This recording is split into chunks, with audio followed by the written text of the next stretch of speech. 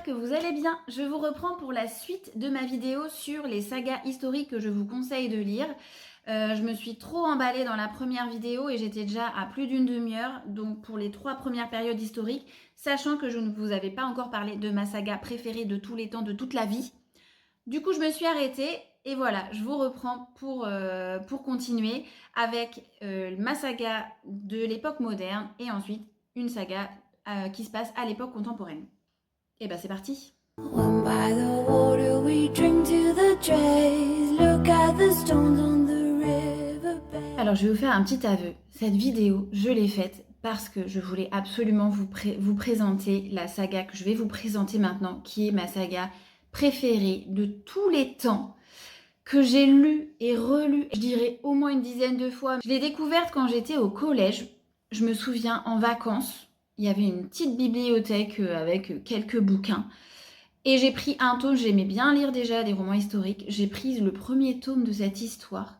On m'a purvu des vacances. Je me souviens, je me vois encore dans mon lit superposé. Là, moi, j'avais réussi à avoir la place du haut. Et je lisais, et je lisais, et je lisais. Et j'ai pas pu m'arrêter. Trêve de suspense, je vais vous parler de la saga des Angéliques. Si vous connaissez Angélique par le biais de la série, et que vous avez un peu cette image de romance à l'eau de rose, à la Barbara Cartland, romance historique, etc., oubliez cette image, elle est fausse. J'ai regardé 1 ou 2 des films, j'ai détesté parce que pour moi, ça ne respecte pas du tout l'esprit du livre. Voilà, clairement, on n'est pas du tout dedans. La série, c'est Barbara Cartland. Angélique, ça n'a rien à voir. C'est une toute autre dimension. C'est comme si on comparait les dessins de mon fils de 6 ans, qui dessine extrêmement bien, d'ailleurs, je suis très fière de lui, mais avec la Chapelle Sixtine de Michel-Ange. Oui, ce Angélique est à ce point un chef-d'œuvre que je peux le comparer avec la Chapelle Sixtine de Michel-Ange. Ok, si vous n'êtes pas d'accord, eh ben lisez les livres avant de me dire que vous n'êtes pas d'accord. Je vous conseille vraiment cette saga, mais à 1000%. Si vous aimez les romans historiques et si vous aimez... Alors oui, il y a de la romance.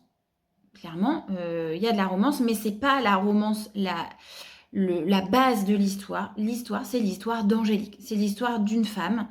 Depuis ses 7-8 ans, au début du premier tome, jusqu'à la fin du dernier tome, elle a un peu plus de 40 ans. Et elle va vivre des aventures, et parfois elle sera en couple, et parfois elle ne le sera pas. Et c'est pas ça l'objectif de base de l'histoire. Alors, il a été publié entre 1950 et 1985. Il a été écrit par Anne Golon. Alors, sur les livres les plus anciens, il y a écrit Anne et Serge Golon comme auteurs. Mais Serge Golon, qui était le mari de Anne, l'a beaucoup aidé dans ses recherches, parce qu'il y a beaucoup de recherches historiques, scientifiques aussi, sur l'état des connaissances scientifiques à l'époque. Mais c'est vraiment Anne l'autrice, ça permettait de mieux vendre qu'il n'y ait pas qu'une femme sur la jaquette du livre comme auteur. Le fait que ce soit un couple, voilà, il y a un homme, donc ça donnait un peu de valeur. Je pense que quand c'est sorti 1950, s'il y avait qu'une femme comme autrice, eh ben, c'était peut-être beaucoup plus dévalorisé. Je ne sais pas, mais en tout cas, moi, les livres que j'ai, voilà, Anne et Serge Golon, à chaque fois, sur tous. J'ai des vieilles éditions. Il y a une réédition qui a été faite en 2009-2010 avec même des ajouts et des changements d'Anne Golon. Elle a fait quelques changements parce qu'elle a eu des bisbilles avec ses éditeurs. À la relecture, mais bien plus tard, elle s'est rendue compte que ses éditeurs avaient changé des choses sans l'avertir. Et du coup, la réédition qui est sortie en 2009-2010, il y a des choses qui ont été rajoutées, qui selon elle éclairaient un peu mieux le caractère du personnage. Donc moi, j'ai pas lu ces rééditions. En tout cas, donc pour venir maintenant sur l'histoire en tant que telle, elle se passe au XVIIe siècle. Elle est totalement contemporaine de Louis XIV. Angélique, elle naît en 1638. C'est à peu près, alors je me souviens plus quand est-ce qu'il naît Louis XIV, mais l'histoire va se passer en partie à la cour du roi Soleil, à Versailles, mais pas que. Il y a que quelques tomes qui se passent à la cour. Il y a une partie de l'histoire qui se passe en France. Elle grandit dans le Poitou, puis elle va se marier, puis elle va à la cour, puis, enfin voilà, il y a des allers-retours. Un tome va se passer au Maroc et en Méditerranée. Et à partir de la moitié à peu près, elle va émigrer dans le Nouveau Monde. Et donc toute la fin va se passer en Amérique.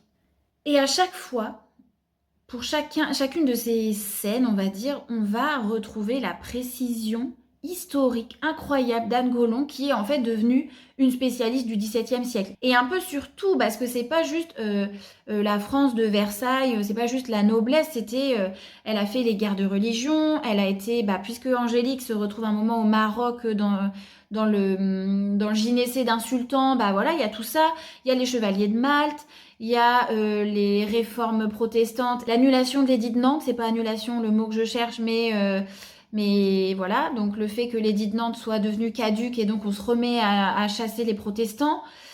Il y a aussi, un moment, elle va vivre à la Cour des Miracles à Paris. Donc on découvre les bas-fonds parisiens de l'époque.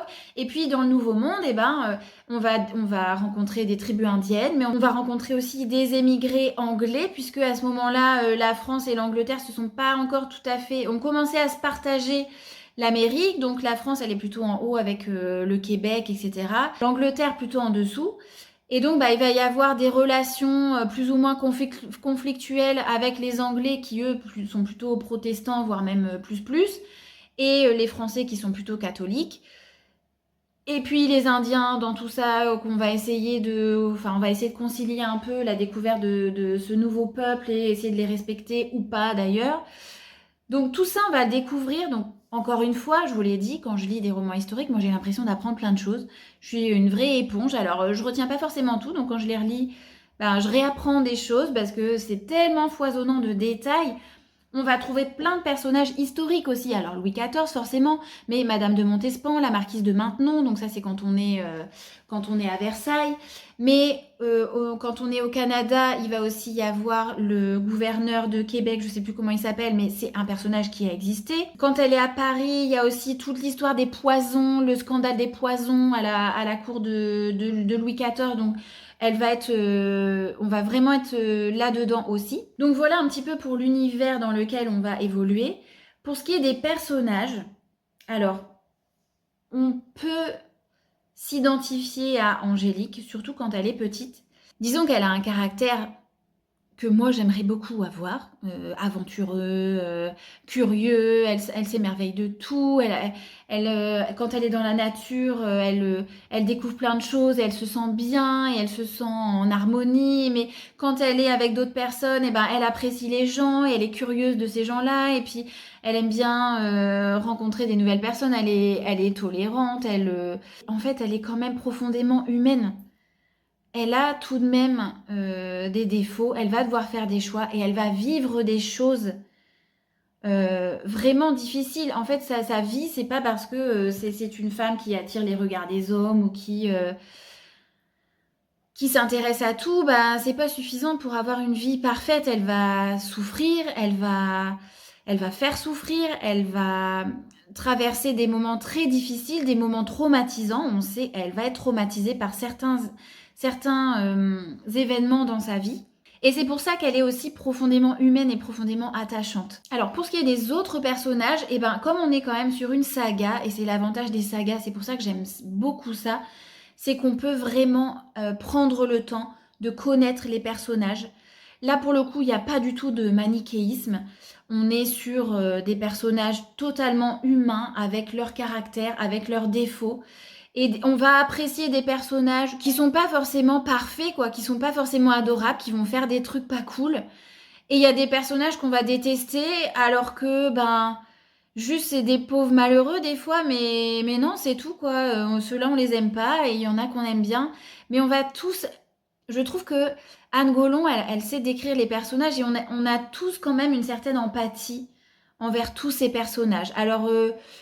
oui, il y a des personnages qui veulent le pouvoir, mais c'est pas juste je veux le pouvoir pour avoir le pouvoir, c'est différent. On apprend quand même à connaître ces personnages, notamment Madame de Montespan qui va devenir la maîtresse de Louis XIV. Elle va faire des trucs, elle va faire des belles crasses à Angélique, mais on la déteste pas. On la déteste pas, Angélique ne la déteste pas. En fait, c'est pas qu'on les déteste ou qu'on les aime, c'est juste qu'on les comprend. Et ça, je trouve ça vraiment chouette dans une histoire. Tous les personnages sont bien construits. Même Louis XIV, on apprend à le connaître intimement. Alors bien sûr, toutes ses interactions avec Angélique sont fausses. En fait, quand elle va à Versailles, à un moment, on se dit elle va devenir hyper connue mais en fait, non, elle va finir par s'en aller et ne plus laisser de traces. Et donc, du coup, c'est presque plausible qu'elle ait existé, mais que juste, elle n'ait pas laissé de traces. Donc ça, c'est chouette de réussir à faire rentrer la fiction dans le réel, dans la réalité historique, et que la fiction soit tellement vraisemblable qu'on se dit juste, bah non, mais c'est juste les historiens qui n'ont pas trouvé trace de ce personnage, mais il a probablement existé parce que c'est tellement crédible. Et donc, c'est pour ça aussi qu'elle est très très chouette cette histoire. Alors encore une fois, mes éditions, c'est de bric et de broc. Je vais essayer de vous les montrer dans l'ordre, mais je sais même pas comment je les ai rangés. Donc il manque le premier tome. Ensuite, j'en ai un là. Donc j'en ai plusieurs tomes comme ça avec les photos de Michel Mercier dans les films. J'avoue, c'est pas du tout mes éditions préférées. Je les trouve pas très belles. Ensuite, j'ai cette édition-là très vintage avec le jaspage rouge, donc vraiment assez vieillot, que j'adore. Moi, c'est ma plus belle, donc Angélique et le roi, dans l'ordre. Hein. Alors, je vais essayer de vous les présenter dans l'ordre. Donc, le premier, c'est Angélique, marquise des Anges, que je n'ai pas. Ensuite, Angélique, le chemin de Versailles. Ensuite, Angélique et le roi. Donc, c'est vrai que ça fait un peu Barbara Cartland. Angélique et le roi. Donc, il m'en manque un, d'ailleurs. Je ne sais pas où il est. Donc, c'est Indomptable Angélique. Donc, c'est là qu'elle va se retrouver au Maroc. Ensuite, elle revient en France. Bim, Angélique se révolte. Donc on se dit que ça va pas être top top. Ensuite, alors là, Barbara Cartland à fond, Angélique et son amour. Et c'est là que elle va qu'elle va émigrer aux États-Unis dans ce livre-là. Donc forcément, Angélique et le Nouveau Monde. Moi, je les ai à chaque fois en 2 tomes, mais en fait, c'est un seul. Angélique et le Nouveau Monde. Puis, La Tentation d'Angélique. Donc pareil, Barbara Cartland. Donc c'est pour ça que je comprends que ce livre-là, enfin cette saga, elle a été jugée un peu, ah ouais, romance à l'eau de rose, parce que les titres, ils font penser un peu à ça, mais vraiment, on est tellement au-delà de ça. Ensuite, Angélique à Québec. Alors là, c'est une édition encore différente. Mais moi, quand j'ai voulu les acheter, c'était avant 2010, donc il n'y avait pas de réédition, donc il fallait aller les chercher d'occasion. Et je me souviens que celui-ci, je l'avais eu à Noël, et ma mère m'a dit qu'il lui avait coûté quasiment 80 €. Elle l'avait acheté sur eBay, donc vous savez, avec les enchères là qui montaient. Et elle était quasiment à 80 € parce qu'il était introuvable. Donc je ne sais pas combien il vaut, là maintenant, ça se trouve, ça vaut beaucoup plus que ça. Ça se trouve, je suis riche. Donc Angélique à Québec. Ensuite, que je me trompe pas, je dirais Angélique... Ah non. Oui, c'est ça. Angélique et la démone. Donc là, pareil, c'était une édition différente. Angélique et le complot des ombres. La route de l'espoir. Et la victoire d'Angélique. Voilà. Donc ça, celui-ci qui est sorti en 1985. Alors, a priori, l'autrice avait prévu d'en écrire un, mais il n'y a pas si longtemps que ça. Alors, elle est décédée en 2017. Et dans les rééditions de 2010, elle disait qu'elle prévoyait un dernier tome, Angélique et le royaume de France, où elle serait retournée en France probablement. Mais malheureusement, elle est décédée avant d'arriver au bout de ce projet. Je trouve ça bien dommage, même si quand on arrive à la victoire d'Angélique, l'histoire elle est terminée. Enfin voilà, Angélique n'est pas morte, donc on sait bien qu'il va se passer encore des trucs après. Donc ça aurait pu continuer, disons, à vitam aeternam, mais on a une fin. On a une fin qui est une fin ouverte, mais qui est une fin quand même. Et alors, c'est vrai que j'aurais bien aimé avoir une suite, j'avoue, mais celui-ci, il nous permet d'imaginer ce qu'on veut sur ce qui va se passer ensuite, parce que, en fait, on sait, Angélique, elle a 40 et quelques années, sa vie, elle n'est pas terminée, et puis il y a ses enfants qui grandissent, donc il peut se passer encore plein de choses, et j'ai bien aimé, j'ai pas regardé si ça existait des fanfictions d'Angélique, ça pourrait être sympa à lire, mais en tout cas, on peut s'imaginer tout seul ce qui se passe. Et enfin, est-ce que je vous ai tout dit? Je suis à 19 minutes, 20 minutes. Je l'avais dit que ça serait long. Je vais vous lire le début que j'ai trouvé aussi sur internet puisque j'ai pas mon premier tome. Alors un peu plus qu'un paragraphe parce que on commence directement sur un dialogue. 1646. Donc Angélique, elle est née en 1638, donc là elle a 8 ans au début de l'histoire. Nourrice, demanda Angélique, pourquoi Gilles de Rais tuait-il tant de petits-enfants?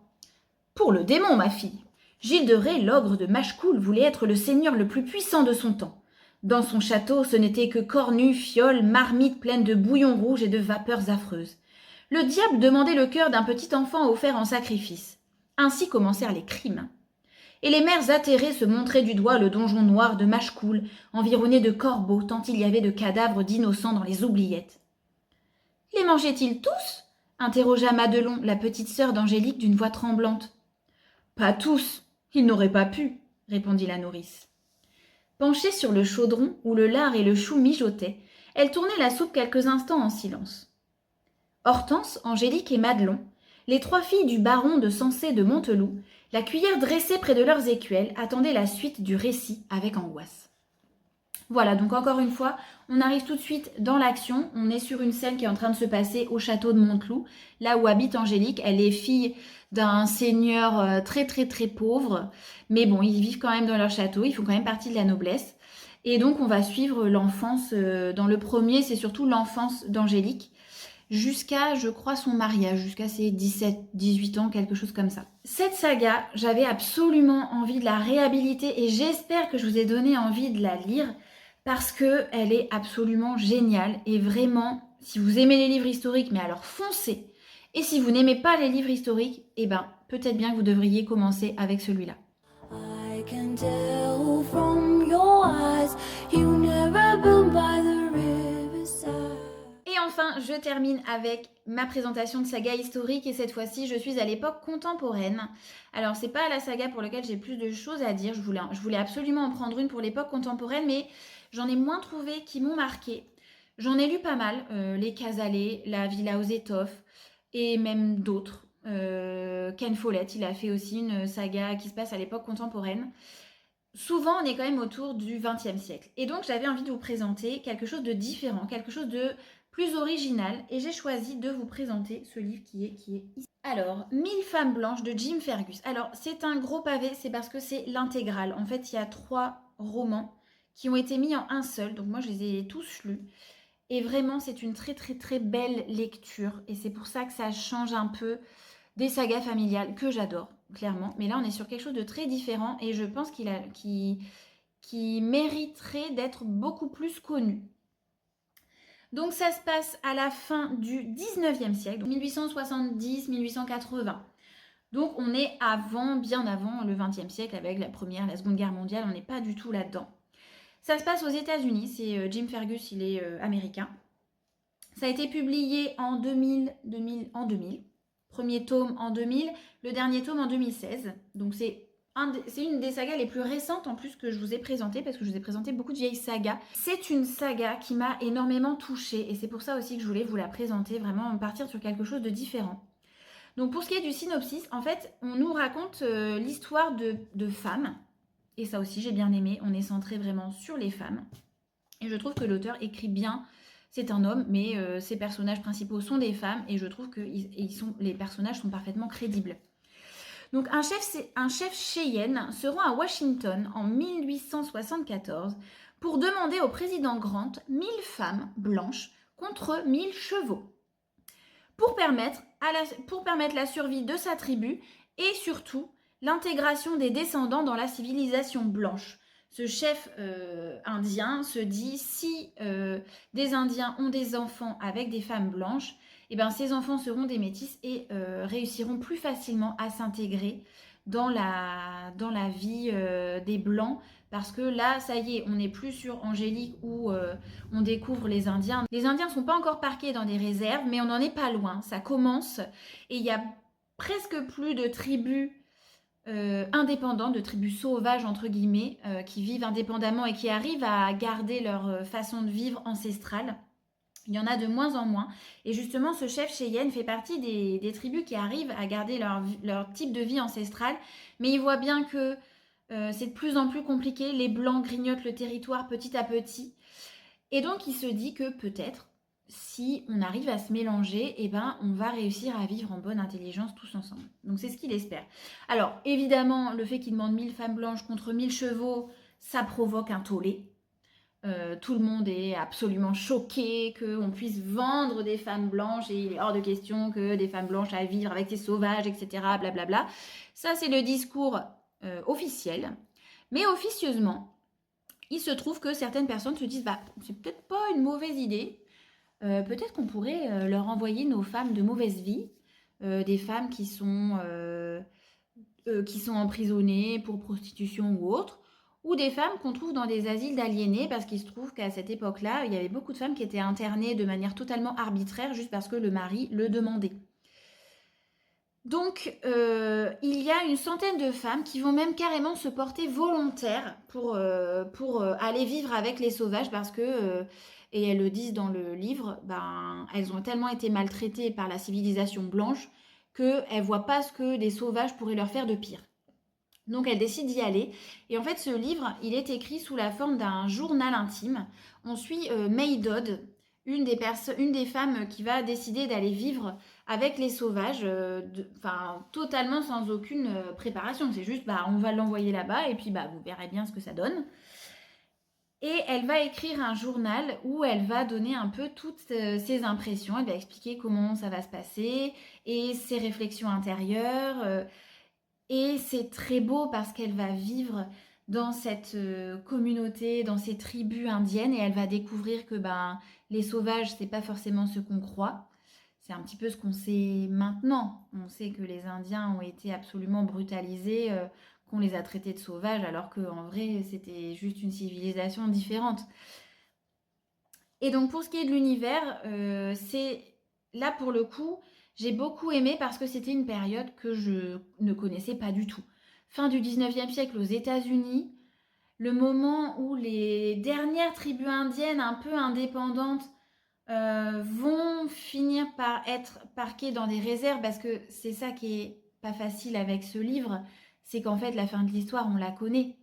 On sait que ça va pas marcher, que cette assimilation des femmes blanches chez les Indiens, on sait que ça va pas marcher. On sait que la civilisation indienne, si on peut parler d'une civilisation, je pense qu'il y en a plusieurs en fait, va disparaître et pour en arriver à ce qu'on est aujourd'hui, les États-Unis d'Amérique, c'est pas ça. Donc là, on n'en était pas encore là, mais on sait qu'il n'y a pas d'espoir. Et donc c'est assez frustrant de suivre l'histoire et de savoir, parce qu'elle découvre la culture indienne, elle va se dire mais ils sont tellement logiques, en harmonie avec la nature, et c'est tellement normal, et ils sont respectueux des femmes, et en fait elle va se retrouver mariée avec un homme, parce que c'est un peu l'idée, un Indien, mais jamais il ne va exiger qu'elle fasse son devoir conjugal tant qu'elle n'en a pas envie. Et rien que ça, elle est... c'est fou, c'est incroyable. Alors que mon mari, lui, il avait tout pouvoir sur moi. Et c'est même lui qui m'a fait interner parce que, je sais plus quoi, il avait une maîtresse ou je sais pas quoi. Et ça l'intéressait. Mais moi, je l'intéressais plus. Et donc, le moyen de se débarrasser de moi, c'était de me faire interner. Enfin, elle découvre ça, elle découvre la richesse de la culture des Indiens. Et là, on voit que ça a été aussi très, très documenté. Et à chaque fois, on est quand même sur des auteurs qui connaissent leur sujet, qui connaissent la période dont ils parlent. Et c'est quand même hyper appréciable. Donc voilà pour ça. Les personnages, ce sont surtout des personnages féminins. Et ce sont des personnages féminins qui sont forts, qui ont de la détermination, qui sont courageux. Et franchement, c'est vraiment un livre... c'est un livre féministe, quoi. Ces femmes-là, la condition des femmes à l'époque. Donc voilà. Et pour ce qui est de l'intrigue, elle est très prenante. Et je vous l'ai dit, même si c'est extrêmement frustrant. Enfin, moi, j'en ai quand même pleuré. Je savais vers où on allait à la fin. Mais j'ai versé ma larme clairement parce que c'était plus une larme de colère et de frustration de se dire mais pourquoi ça finit comme ça? Pourquoi on a fait ça? Et pourquoi les blancs c'est des salauds? Et enfin bref, voilà. Donc super. Et l'écriture très très belle. Donc je vais vous lire le premier paragraphe aussi. La note suivante, sans date, apparaît au tout début du premier carnet de May Dodd. Au cas où ils ne me reverraient jamais, moi leur mère qui les aime, je rédige ce journal afin de conserver mon témoignage pour mes très chers enfants, Hortense et William. Qu'ils puissent tout savoir de mon internement injuste, de mon évasion hors de l'enfer, et de ce que ces pages encore blanches leur révéleront un jour sur mon avenir. Et donc je vous lis juste un tout petit peu le début. 23 mars 1875. C'est aujourd'hui mon anniversaire et j'ai reçu le plus beau des cadeaux, la liberté. Je griffonne maladroitement ces premières lignes à bord d'un train de l'Union Pacifique, parti ce matin à 6h35 de la gare de Chicago vers l'ouest et le Nebraska. On nous a dit que le voyage allait durer 14 jours avec un changement de train à Omaha. Si notre destination finale est sciemment gardée secrète, j'ai surpris les conversations des soldats de l'escorte. Les militaires sous-estiment l'acuité d'une oreille féminine. Et j'ai appris que le train nous emmène tout d'abord à Fort Sydney, d'où nous serons ensuite convoyés en chariot vers le Wyoming, à Fort Laramie, et finalement à Camp Robinson, dans le Nebraska. Et je m'arrête là parce que ça y est, l'histoire est partie. Donc là, on va plus poser un petit peu le décor avant de rentrer dans l'action. Mais écrit sous forme de journal, ça marche vraiment très très bien. Alors, je vais m'arrêter là et je vois que j'ai très bien fait de faire cette vidéo en 2 parties parce que sinon on aurait été sur beaucoup plus d'1 heure. Et au final, ça m'a permis vraiment de vous parler longuement d'Angélique parce que je savais que j'étais sur une 2e partie de vidéo. N'hésitez pas à me dire, encore une fois, si ces sagas vous ont fait envie, si vous les connaissez, si vous avez des avis dessus ou si vous avez d'autres sagas à me proposer sur ces périodes historiques. Je vous remercie en tout cas d'avoir suivi cette vidéo jusqu'au bout. Je vous fais plein de bisous et je vous dis à bientôt.